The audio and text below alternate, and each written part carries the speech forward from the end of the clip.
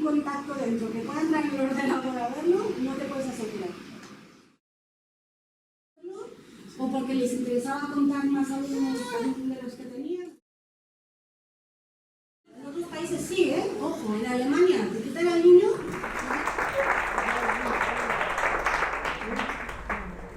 A mí me habían invitado a dar una charla sobre el homeschooling, que es educación sin escuela, pero después me escribieron y me dijeron: hemos visto una charla tuya de libertad educativa y como que nos gusta más. Así que vamos a hablar de libertad educativa, también hablaré de homeschooling porque si no me da algo. Pero bueno, sobre todo de libertad educativa, esta charla la he basado en mi último libro que se titula Sin escuela, que tiene un formato parecido a mi primer libro. Mi primer libro era Educación y Libertad, precisamente era sobre educación sin escuela, y contesté a las preguntas básicas que todo el mundo se hace la primera vez que oyen hablar de que hay niños que no van a la escuela. Y a todos nos vienen a la cabeza normalmente las mismas preguntas. A los que lo hacemos nos vinieron cuando empezamos, y a la gente que no lo hace, que no se lo plantea, pues también le vienen las mismas preguntas. Entonces, en mi último libro, que es Sin escuela, revisé un poco la respuesta a esas mismas preguntas, añadí alguna nueva, como el tema del feminismo, que luego si queréis os cuento, pero sobre todo la diferencia es que empecé el libro explicando la historia del sistema escolar, porque normalmente mucha gente que educa en casa os va a decir: yo no tengo nada en contra de la escuela y además soy pro pública y voy a las manifestaciones y todo eso, pero a mi hijo lo educo en casa. Entonces, si tú educas a tu hijo en casa, es que algo hay en el sistema que no te gusta, porque si no ya lo llevarías, que para eso está, y además es, digamos, lo normal, lo que hace todo el mundo y lo que se espera que hagamos todos. Así que pensé, bueno, es interesante también saber de dónde viene esto. A mí muchas veces me preguntan: ¿quién inventó el homeschooling? ¿Dónde se originó? Y yo siempre digo, bueno, el homeschooling es lo que hemos hecho siempre, desde las cavernas. Tienes a tu hijo y lo crías en tu comunidad y en tu familia, ¿no? Lo nuevo es la escuela. Y ahí fue cuando hace unos años empecé a investigar cuál era realmente el origen de la escuela, que ahora nos parece que ha existido siempre, pero que realmente es una cosa bastante nueva, al menos la escuela como la conocemos ahora. Es muy nueva, tiene pocos siglos de existencia. Y en cambio se suele entender normalmente pues que eso es lo de siempre y que eso es lo normal y que eso es lo bueno, y que nosotros somos los raros que hemos inventado una cosa nueva, que es no llevar al niño a ningún sitio para que lo eduquen, sino que lo hacemos personalmente. Así que voy a empezar con un poco de historia.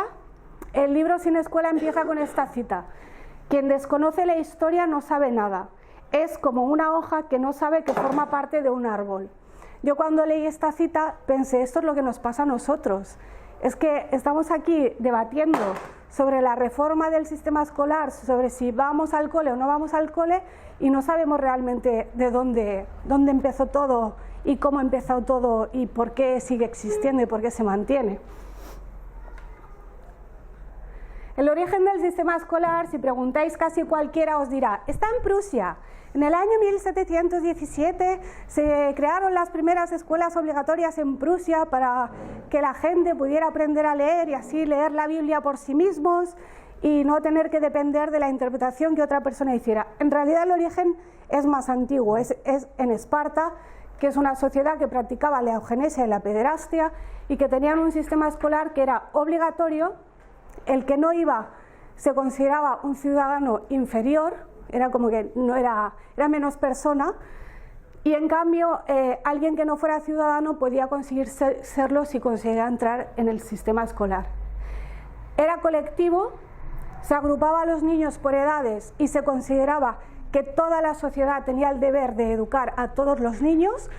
Si tú por la calle veías un niño haciendo algo que no era considerado correcto, tenías no solo el derecho sino el deber de castigarle, de reprenderle, de castigarle, porque se consideraba que los niños a partir de los 6 años ya no pertenecían a sus familias, sino que pertenecían a toda la sociedad. Y por eso el sistema estaba organizado por el Estado, que era el tutor legal de todos los jóvenes entre los 7 y los 20 años.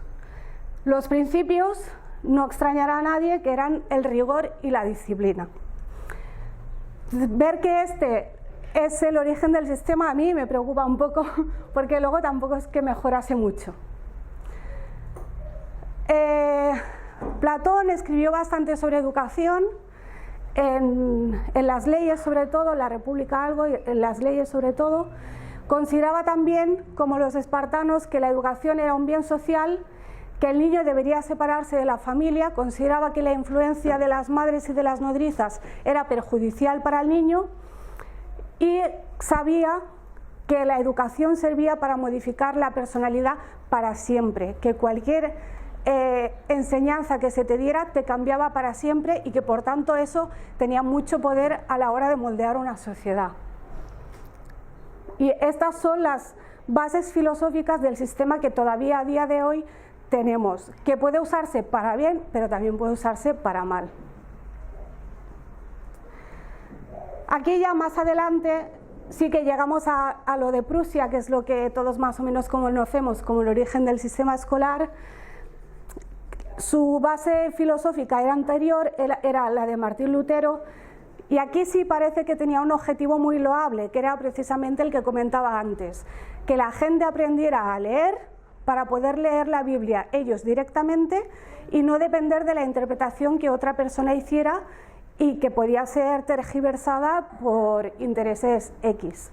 Entonces esto, pues todo el mundo aceptaría que esto era un objetivo válido y que por tanto se podía justificar que la escuela tenía que ser obligatoria porque el objetivo era bueno. Entonces aquí consideran que el fin justifica los medios y ponen escolarización obligatoria, y ahí es cuando se inventa el turismo pedagógico, que es algo que todavía a día de hoy existe.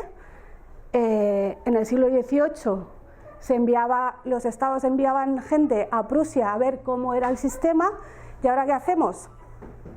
Los enviamos a Finlandia. Pues es lo mismo. El error que cometían, y que creo que seguimos cometiendo, era tratar de copiar el modelo sin tener en cuenta las diferencias entre unos países y otros. De eso se sigue haciendo hoy en día. Se dice, si Finlandia funciona, que también habría que ver qué significa funcionar, porque Finlandia funciona en base a los criterios de PISA, pero podríamos tener otros criterios según los cuales Finlandia no sea el mejor sistema del mundo. También Corea funciona muy bien según PISA y allí no mandamos a nadie. Y luego tratamos de copiar eso sin tener en cuenta que son países muy diferentes, con historias diferentes, con climas diferentes, con economías diferentes. Pero es algo que parece que no aprendemos. A lo largo de la historia, ya desde esa época, se empezó a hacer el turismo pedagógico.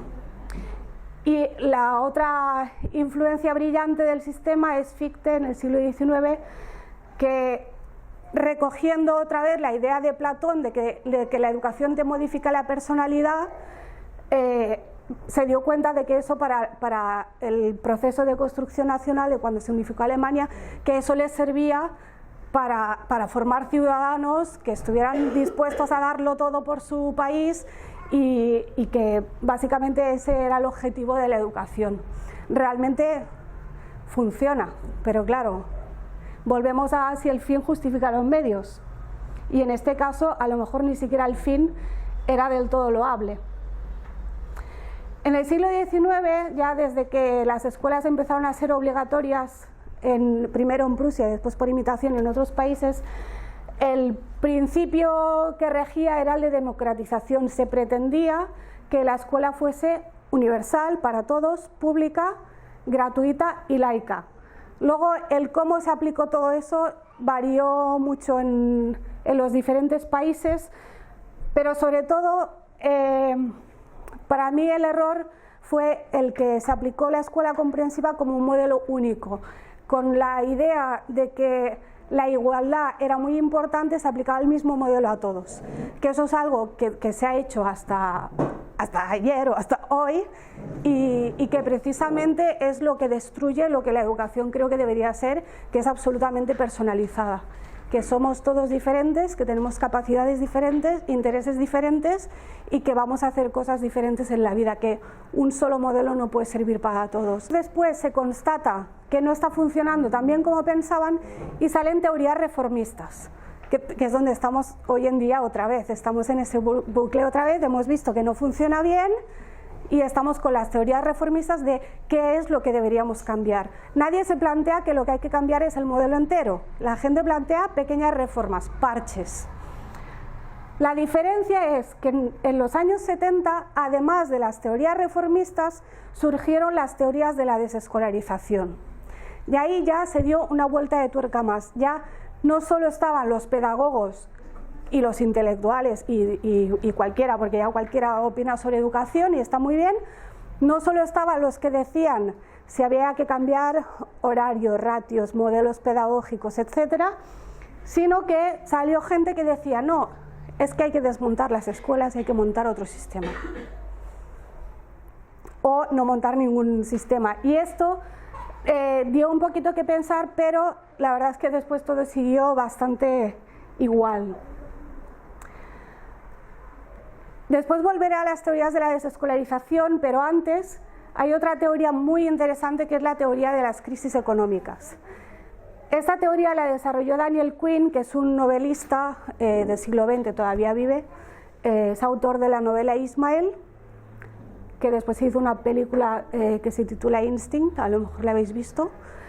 Este hombre, que es muy partidario de sacar a los niños de la escuela, investigó las leyes de educación que ampliaban la edad de escolarización obligatoria.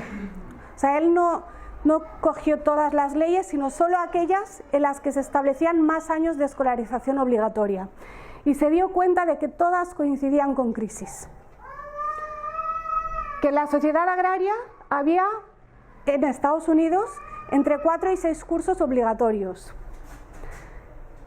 En la industrial se pasó a 8 cursos.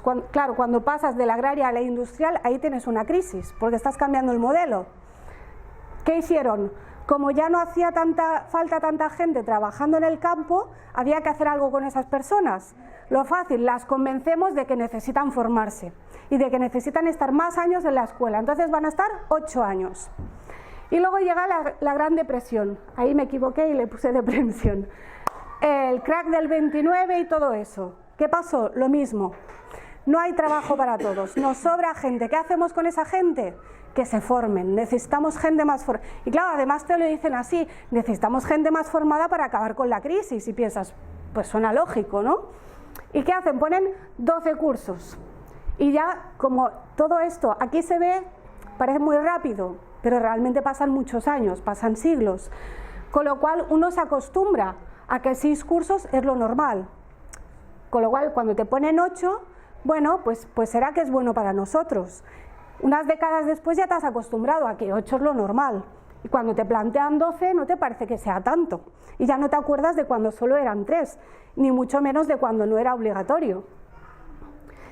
En la segunda posguerra mundial, ¿qué hicieron? Como ya existe una cosa que es la mayoría de edad y no puedes tener a los adultos obligatoriamente en la escuela, aunque quién sabe, a lo mejor a alguien se le ocurriría hacerlo, convencieron a la población de que era imprescindible un título universitario. O sea, sin una licenciatura no eres nada en la vida. ¿Qué vas a hacer? No vas a tener un buen trabajo ni un buen sueldo.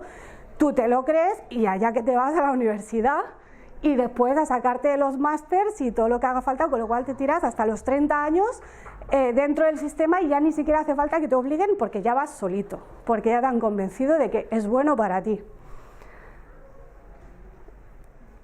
Lo que pasó después fue que vinieron años buenos, y en los años buenos, ¿qué pasa? Lo contrario que en las crisis, que te das cuenta de que todo eso no servía para nada o no servía para lo que decían que tenía que servir. Y ahí fue cuando en los años 70 se dieron cuenta de que tanto título no servía para nada, de que había exceso de titulados universitarios, como ahora mismo, y coincide, si os fijáis, con esa época en la que surgieron, además de los reformistas, las teorías de la desescolarización. Esto que hizo Daniel Quinn en Estados Unidos, Servidora lo hizo en España, y cuadraba. Crisis, más años de obligatoriedad. En el final de la Revolución Industrial, de 6 a 9 años.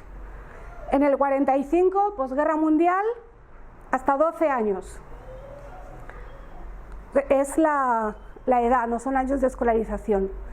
Tenías que estar escolarizado desde los 6 hasta los 12 años.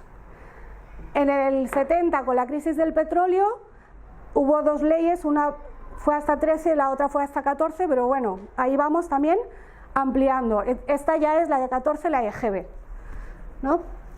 Que también nos llegó a parecer súper normal que hasta los 14 tenías que estar en la escuela, o sea, nadie criticaba eso y nadie se planteaba que podía haber otras alternativas. ¿Cómo ibas a tener a un niño de 12 años sin escolarizar? ¡Qué barbaridad! Con la LOCSE pasaron a 16, también era una época de estancamiento económico, estábamos en España, pero aparte a nivel mundial, en plena guerra del Golfo, crisis mundial, y en el 2008, que es la crisis en la que todavía estamos, Izquierda Unida propuso ampliar la obligatoriedad hasta los 18 años. Por suerte eso no salió nunca en ninguna ley y seguimos en los 16, que a mí me parecen excesivos todavía. Pero bueno, para que veáis que la teoría de Daniel Quinn, que él la investigó en Estados Unidos, en España también coincide y estoy segura de que si cogemos cualquier otro país de Europa también va a coincidir. Que lo hacen progresivamente y te van convenciendo de que eso es lo normal y de que eso es bueno. Y como te crees que es bueno, acabas yendo tú solo. Y ahora es hasta los 16, pero la mayoría de la gente, a lo mejor ahora ya no tanto, pero hasta hace unos años, la mayoría de la gente, después de los 16, no se planteaban no seguir estudiando. Y todos íbamos a la universidad, pero como borregos.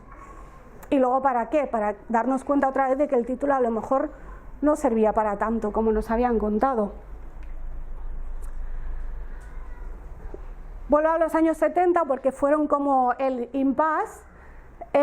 Las teorías de la desescolarización, hay sobre todo dos autores muy importantes, por si os interesan. Ivan Illich, que era austríaco, John Holt, que era norteamericano. Iban en la misma línea en la crítica que le hacían al sistema, pero proponían soluciones diferentes. Ivan Illich tiene un libro que se titula La sociedad desescolarizada, que si os interesa lo podéis encontrar en internet gratuitamente. Es muy interesante porque él hace la crítica al sistema, explica por qué considera que el sistema no funciona y es un gran engaño, pero también explica que él considera que hay que desmontar este sistema para montar otro. Y el sistema que él propone es un sistema de lonjas en el que todo el mundo puede ser alumno y profesor de cualquier materia que le interese o que conozca bien, siempre que vaya allí voluntariamente. Yo considero que eso se ha cumplido con Internet. En Internet cualquiera puede enseñar algo que sepa y puedes aprender cualquier cosa, menos a montar en bici a lo mejor porque te tienes que subir a la bici, pero puedes aprender realmente lo que quieras en Internet. Entonces él, obviamente en los años 70 no se podía imaginar algo como Internet y se imaginaba unos sitios donde físicamente tú ibas y ofrecías tus servicios o buscabas un mentor para algún tema concreto. Pero vamos, la filosofía de base es la misma. Y de hecho ya con los cursos universitarios que se están ofreciendo gratuitamente sin que tengas título previo por Internet, ya la universidad está quedando bastante en entredicho. John Holt era profesor, era maestro de escuela.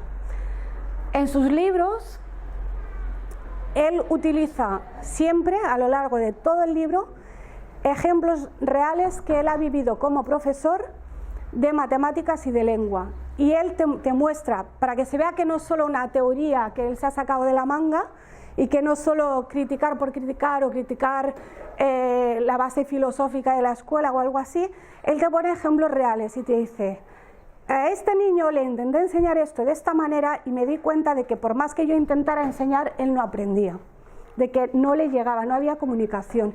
Y me di cuenta de que el niño tenía miedo y de que el niño solo buscaba la forma de darme una respuesta con la que yo lo pudiera dejar en paz.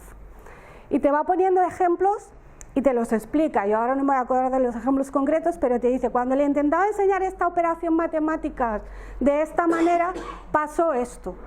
Y todos sus libros están plagados de anécdotas como estas, que seguro que si los leéis os sentís identificados con más de una. Y con esta cosa de estoy buscando solo una respuesta que haga que esta persona me deje en paz. Esto a todos nos ha pasado alguna vez en la escuela, o a casi todos. Y es bastante grave que suceda esto cuando en teoría lo que debería suceder es que el niño esté aprendiendo y a ser posible disfrutando. Entonces John Holt, como había tenido esta experiencia de, no sé, 30 años o no sé cuántos años trabajando con niños y de ver lo que estaba pasando, va más allá que Illich y no propone otro sistema, sino que dice que simplemente hay que sacar a los niños de la escuela y devolverlos a sus casas, que de donde él dice que nunca deberían haber salido, y se acabó. Y luego ya si entre familias se quieren organizar en petit comité para actividades puntuales o para lo que sea, perfecto, pero que el sistema como es hasta ahora le parece una aberración. Él es el principal defensor del unschooling, de hecho él acuñó el término unschooling, no sé si lo conocéis. Unschooling es una forma de homeschooling. Homeschooling es educar en casa, educar al niño sin escolarizarle. Dentro del homeschooling hay muchas formas de hacerlo y muchas formas de organizarse, algunas más parecidas a lo que es la escuela y otras menos parecidas, y el unschooling sería la más alejada, la que está en el extremo más radical. La palabra literalmente significa no escuela en inglés, y se le ocurrió cuando vio en los años 70 había un anuncio de un refresco que el eslogan era The Uncola, la no cola, y dijo, hombre, eso es lo mismo que yo propongo para la educación, la no escuela, lo voy a llamar unschooling, y hasta el día de hoy todavía hablamos de unschooling para hablar de este tipo de aprendizaje que es sin escuela y que es no directivo.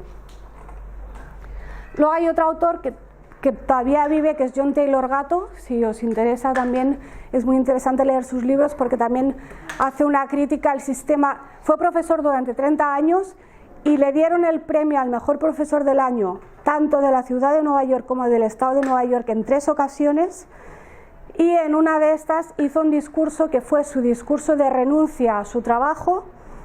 De hecho, el hombre prácticamente se arruinó porque dejó su trabajo sin tener otra fuente de ingresos y a una edad en la que ya tenía difícil hacer otra cosa, pero él consideró que por coherencia no podía seguir trabajando en la escuela y llegó a decir en su discurso de renuncia que no podía seguir haciendo daño a los niños para ganarse la vida, lo cual es bastante fuerte.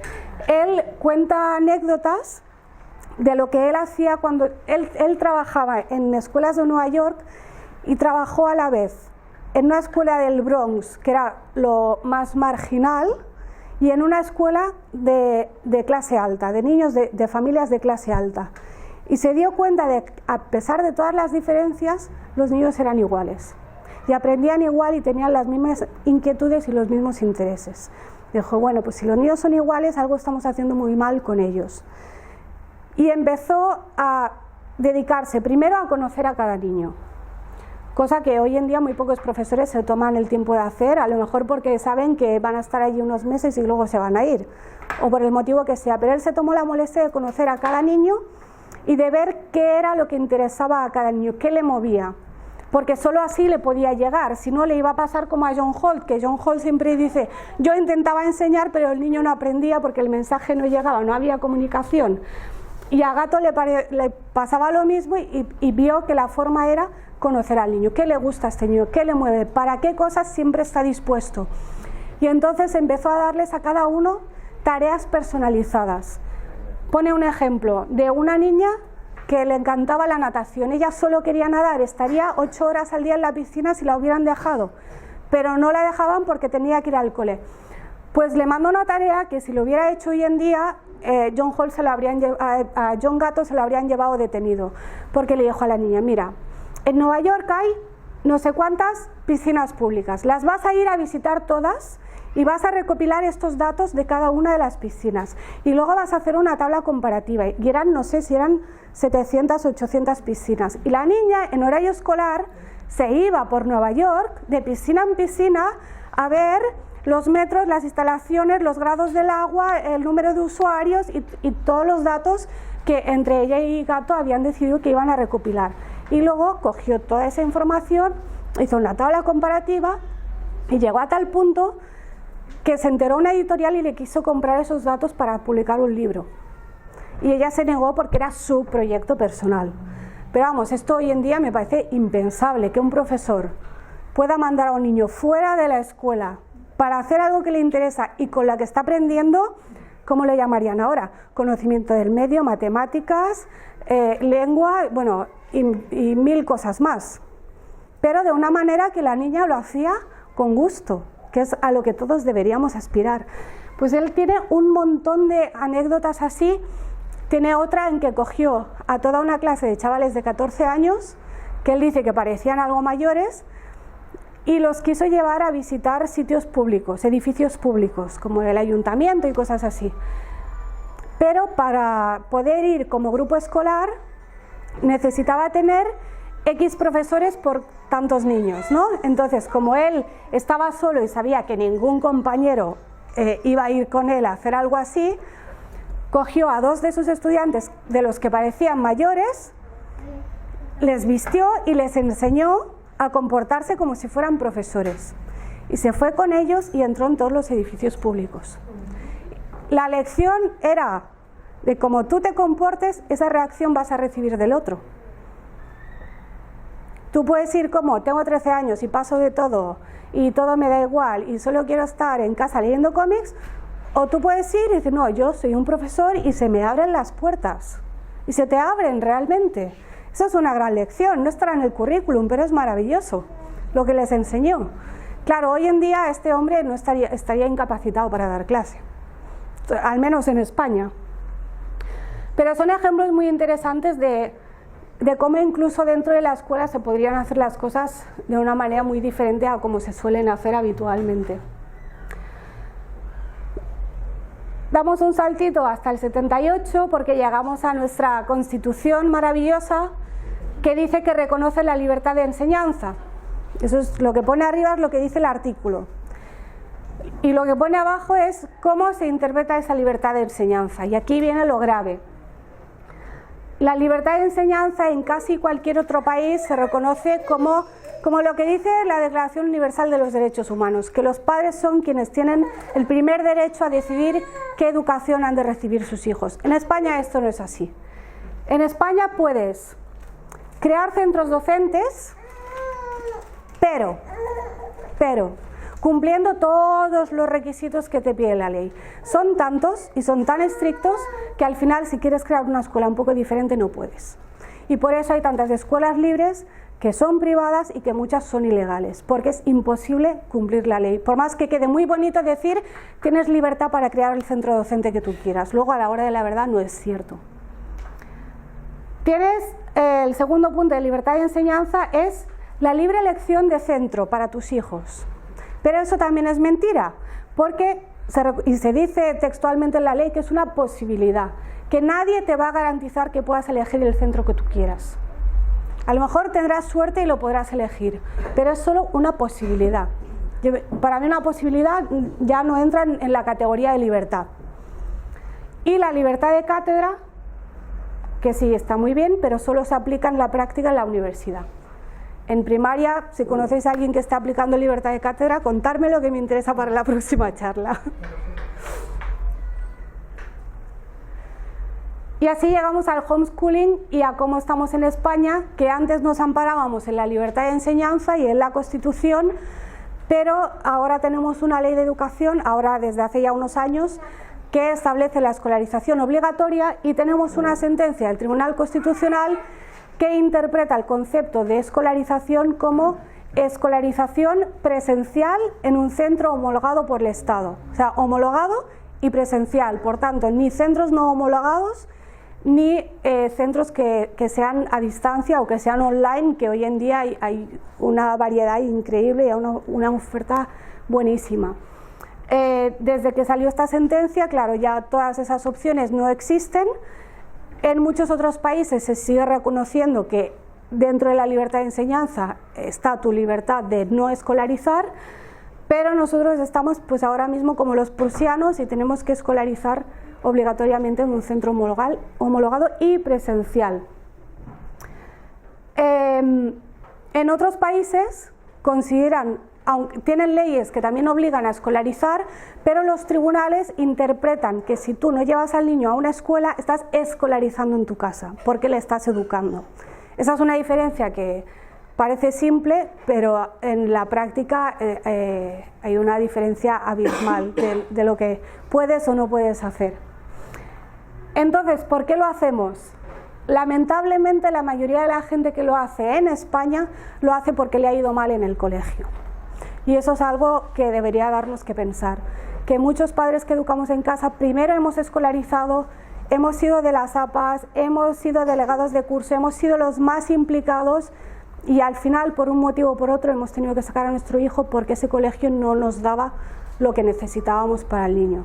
Hay muchos casos de niños con altas capacidades que no solo no son bien atendidos, muchos no son correctamente diagnosticados, muchos son diagnosticados como TDAH cuando en realidad son altas capacidades, muchos son fracaso escolar cuando deberían ser la élite y en cambio están fracasando el 80% de estos niños, muchos que sufren bullying y muchos otros problemas. Conozco niños diagnosticados y medicados por TDAH que cuando han salido de la escuela después de 6 meses de ser educados en casa ya no han necesitado medicación. O sea, ¿qué clase de enfermedad es esa tan extraña que se cura estando en casa? Y claro, te das cuenta de que realmente hay mucha gente en España que si encontrara otro tipo de colegio no estaría educando en casa. Que están porque no les ha quedado otra opción, porque aquí es o blanco o negro, o escolarizas todo el tiempo el 100% en una escuela, digamos, convencional, o estás en tu casa. No hay término medio prácticamente. O el término medio muchas veces es una escuela libre, privada, que cuesta mucho dinero y que además a lo mejor también es ilegal. Otros lo hacen por otros motivos. Uno de los motivos que está creciendo mucho en los últimos años es la gente que hace lo que llamamos crianza respetuosa, que empiezan ya a lo mejor desde quiero un parto natural y lactancia a demanda y después siguen con el no castigo y tratan a su hijo de otra manera que no es la convencional y cuando llega el momento de entrar al colegio ven que hay una contradicción y ven ¿por qué voy a meter a mi hijo 5, 6, 7 horas en un sitio donde lo van a tratar de una forma radicalmente diferente a como lo tratamos en casa? Y esta gente sí que está creciendo mucho. Cada vez hay más gente que llega al homeschooling como evolución natural de su forma de criar a los hijos.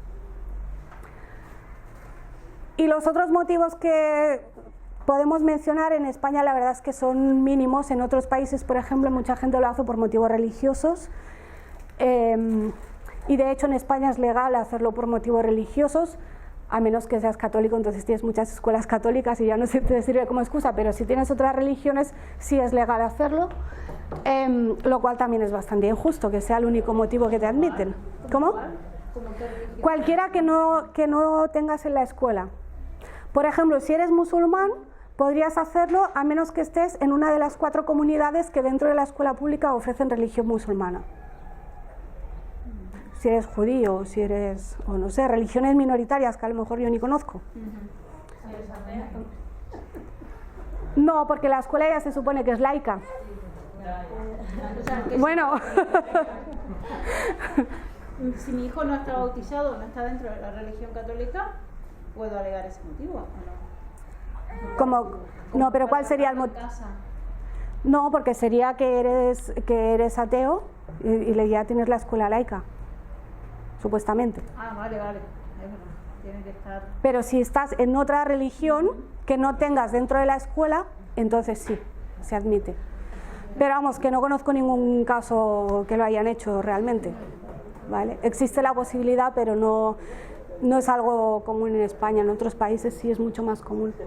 Y otros motivos que igual sí hay más es por motivo de idiomas y familias que a lo mejor los padres son extranjeros o uno de los padres es extranjero y quieren que los hijos mantengan el idioma y saben que si van a la escuela lo más probable es que lo pierdan y entonces se educan en casa, siendo este uno de los motivos pero no el único, porque con motivo para tomar una decisión tan radical pues igual no es suficiente, pero sí puede tener peso. Y estos son los motivos principales de por qué lo hacemos. Yo insisto en el de que la mayoría hemos pasado por el sistema y nos ha ido tan mal que hemos decidido salirnos y enfrentarnos a lo que nos tengamos que enfrentar. ¿Cómo lo hacemos? Es otra pregunta que tiene múltiples respuestas. Cada familia lo hace de una manera diferente. Se dice que hay tantas formas de hacerlo como familias. Hay gente que literalmente se lleva el cole a casa y se hacen su programación en septiembre, siguen el currículum oficial y se compran sus libros y tienen su horario y lo hacen todo pues muy parecido a la escuela. Algunos lo hacen con escuelas a distancia, normalmente para tener el apoyo de un tutor especializado, porque claro, tú normalmente los padres no somos pedagogos, la mayoría, y si quieres tener un seguimiento de un tutor, pues te matriculas en una escuela a distancia y ahí lo tienes.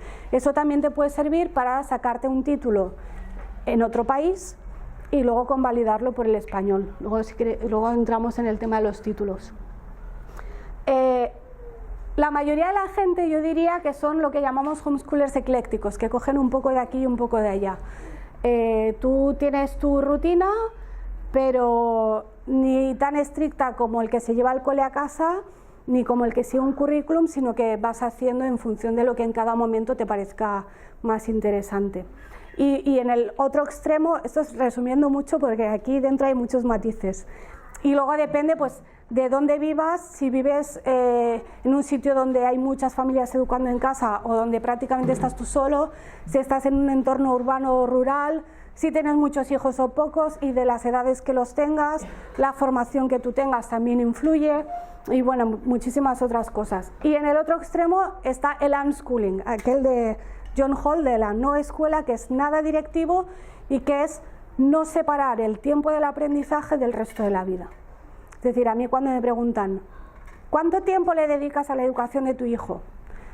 Puedo decir 24 horas o puedo decir 0 horas, porque si tú lo que te estás imaginando es que me siento con un libro a hacer tareas, entonces 0 horas al día. Pero si es la educación, digamos, en global, 24 horas al día, porque yo no separo, porque si mi hijo me pregunta una cosa a las 11 de la noche cuando me estoy cayendo de sueño, yo voy y le contesto y hacemos lo que tengamos que hacer. Y me da igual que sea un tema que está en el currículum que un tema que no está en el currículum. El currículum realmente, cuando uno lo piensa, no tiene ningún sentido. O sea, el conocimiento humano es amplísimo y alguien decidió que había una pequeña porción que todos debíamos conocer. Y además tenemos que aprenderla a la misma edad, de la misma forma, del mismo ritmo y con el mismo resultado.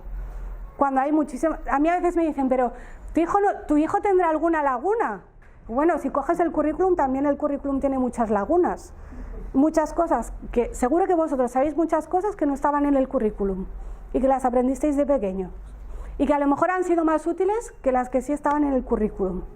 Y en cambio lo tenemos allí como si fuera la escritura sagrada, tallada en piedra y que no se puede prácticamente ni modificar. La pregunta estrella sobre el homeschooling es ¿cómo socializan los niños? Si queréis la contesto y si no, no. A mí ya me aburre mucho el tema, pero si os estáis haciendo esta pregunta, pues os lo puedo contar. Primero, cuando se hace esta pregunta, normalmente se da por hecho que la escuela sí se socializa y se socializa bien. Primer error. Y lo segundo es, cuando me hacen esta pregunta, yo contesto con otra pregunta que es, dime qué entiendes por socializar. Porque si por socializar entiendes lo que se hace en el patio del colegio, pues a lo mejor mi hijo no está socializado, pero tampoco me interesa que lo esté. ¿Vale?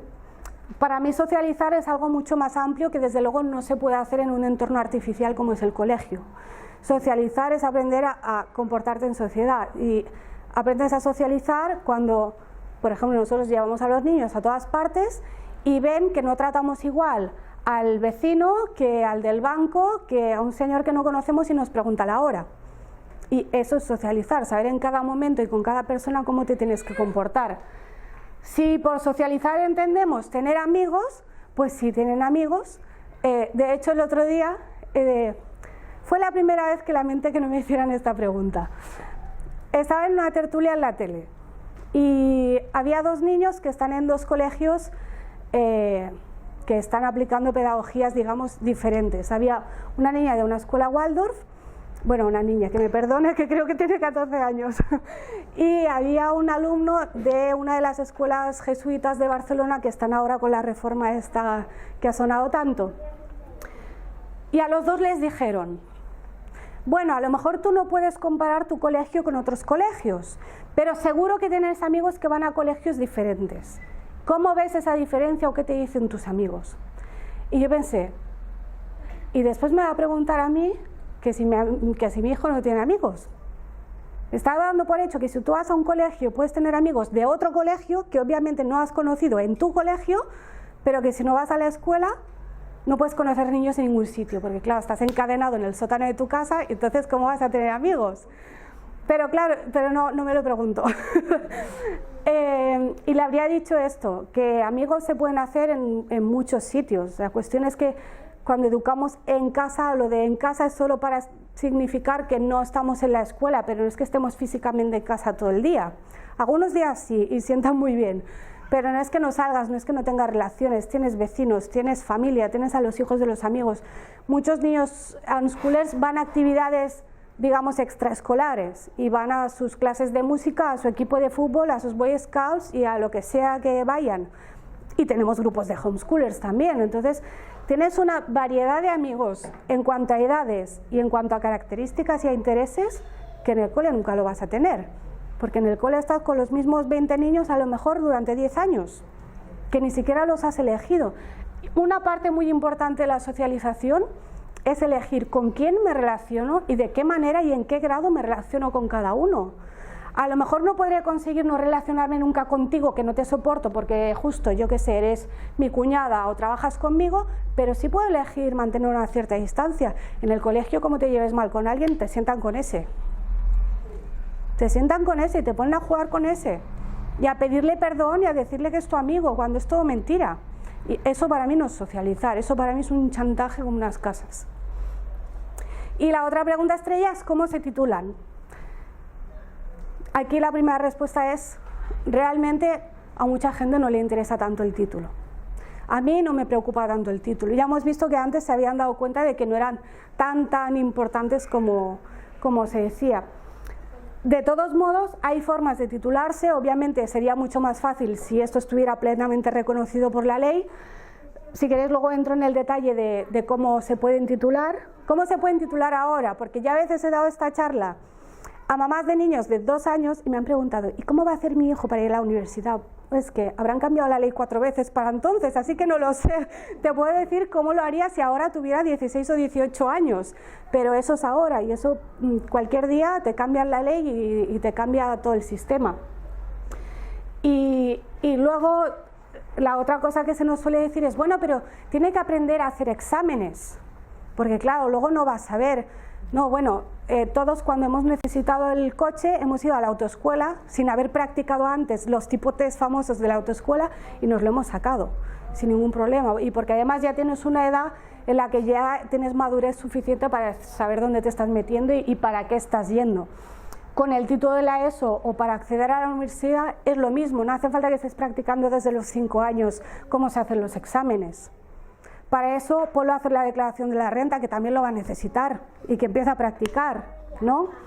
Que a veces sacamos un poco de contexto de estas cosas y la importancia que se le da al título. Hay muchas formas de ganarse la vida para las que no hace falta un título. Por ejemplo, presidente del gobierno.